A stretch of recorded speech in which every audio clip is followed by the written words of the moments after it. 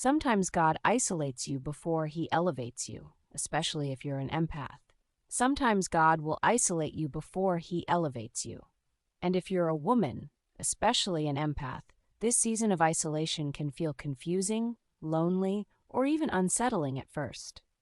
But what if this season isn't a punishment? What if it's preparation?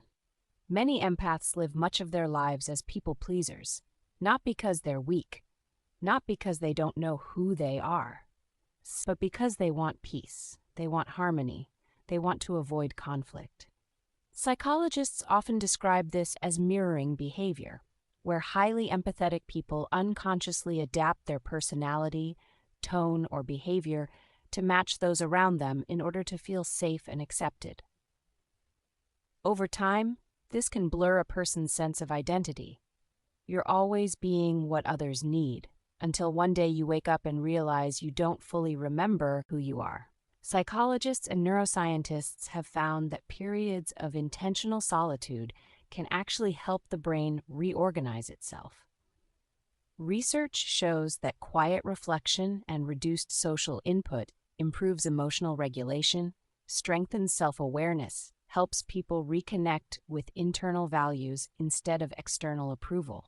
In other words, stepping back from constant social interaction can help you stop mirroring and start remembering.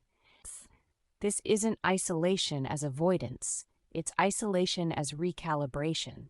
Spiritually speaking, God often removes distractions before he reveals identity. When you're no longer surrounded by everyone else's expectations, opinions, and energy, you finally have space to hear your own soul again. This is where God rewires you, not into someone new, but back into who he originally created you to be. Isolation becomes sacred ground. Isolation doesn't mean hiding forever.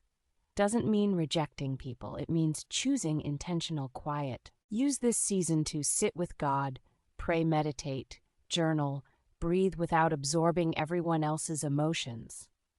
Psychologists often emphasize that journaling and prayerful reflection help integrate identity, especially after long periods of emotional caregiving. You're not disappearing, you're gathering yourself. When you reemerge from this season, something is different.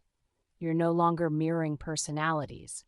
You're no longer shrinking to fit rooms. You enter spaces grounded, present, whole.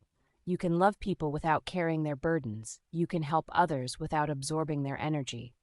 This is one of the quiet blessings that comes with age. You already have everything you need.